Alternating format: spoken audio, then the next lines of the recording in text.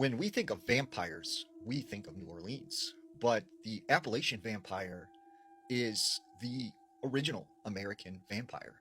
Now, what people don't understand is in the 1900s, there were Romanian immigrants who came to the Appalachian Mountains because it reminded them very much of the Carpathian Mountains.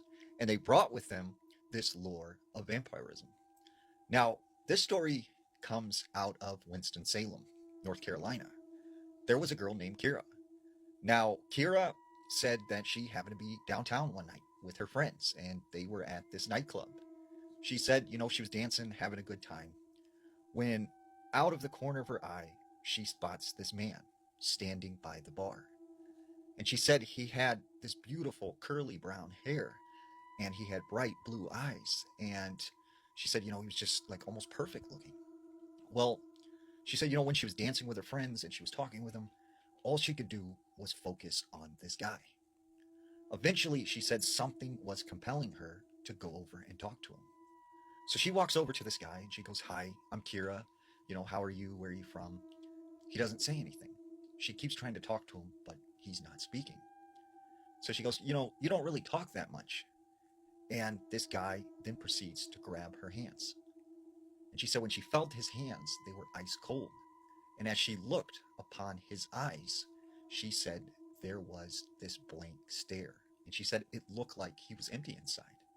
And right at that moment, she has this vision of a woman screaming, and this guy is chasing her.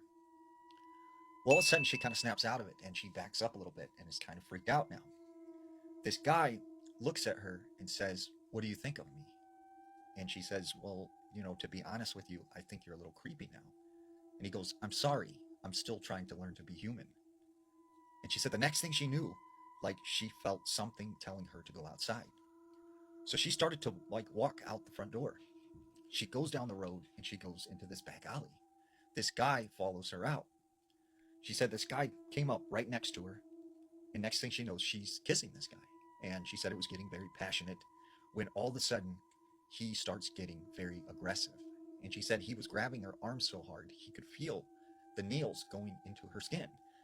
And she said, at this point she became terrified and started freaking out when she hears her friends say, "Kara, like, are you all right? Is everything okay? Like, what's going on?"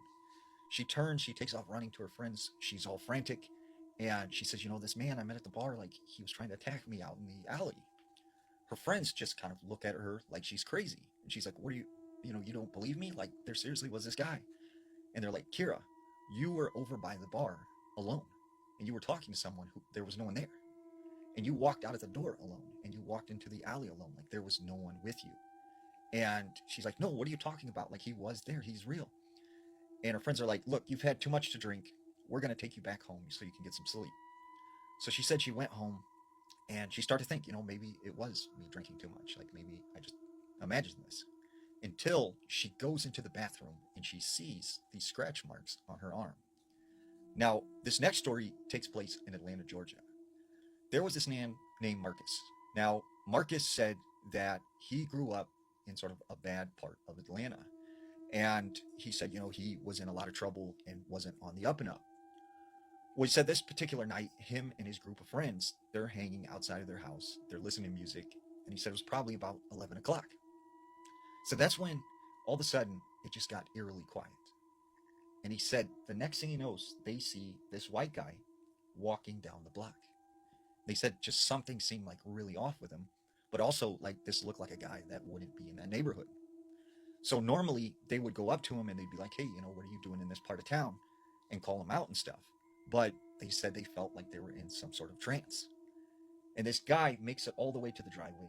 He turns and he walks right up to them. And Marcus said he stopped, right next to him. And his eyes were fixated on this one guy who they called Shorty G. And they said this whole time as he stood there, he just was staring straight at Shorty G. Well, this guy walks over to Shorty G. He taps his face and he says, "It's a nice night, isn't it?" And he turns and he walks away. Well, after this guy leaves, Marcus and his friends are kind of like fighting amongst each other. Like, "Why didn't you say something? Why did you let him punk you? Like, what's going on?" And this whole time, they said Shorty G is just standing there like something was bothering him. Like he was terrified or he had seen something. And He said, the rest of the night, Shorty G didn't say anything. And then finally, he said, you know what, I'm going to go home. Like, I'm going to leave. I'll catch you later. So he walks back to his house, and the next day, they're getting ready to all hang out. Shorty G doesn't show up. So they go to his grandma's house. They knock on the door, and the grandma's like, Shorty G never came home last night. I thought he was with you guys. And they're like, no, he said he was going home. For 3 days, they searched for Shorty G. They couldn't find him anywhere. And he said after about a week, they realized he was probably gone. And he said, at this time, they did not call the police. They handled things on their own because they did not want the police in the area. So he said he never heard from Shorty G again. Now, this next story takes place in West Virginia. There was this girl named Caitlin.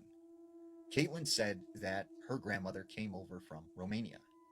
And she said she remembered this family story that when her grandmother was younger, her brother was unalived by someone and they never were able to figure out who did it. And she said they buried him in a local cemetery. Fast forward many years later, they said, that they wanted to bring this case back up and they'd found some new evidence. So when they went to bring up the body, they could not find one. And the grandmother said they never found out what happened to him. Well, fast forward now, her brother's daughter at the time, she now has a daughter. And her daughter was like 9 years old. Well, she's at home one night and her daughter goes into the kitchen and she said she sees this man standing next to the kitchen table. And she said he had a brown hat, he had this brown jacket on with some, 70s looking jeans. And she said the guy looked at her and said, "Don't you recognize me? I'm your grandfather." He turned and then walked out the back door. Well, she runs into her mother's room and she's screaming. And she starts telling her mother, like, hey, someone was in the house. There was this guy and he was in the kitchen. And her mom's like, well, what did he look like? She starts describing him and instantly she starts crying because she goes, that was my dad. That was your grandfather that you've seen. And her grandmother always said that in her country, they believed that sometimes people would come back from the grave and they called them vampires.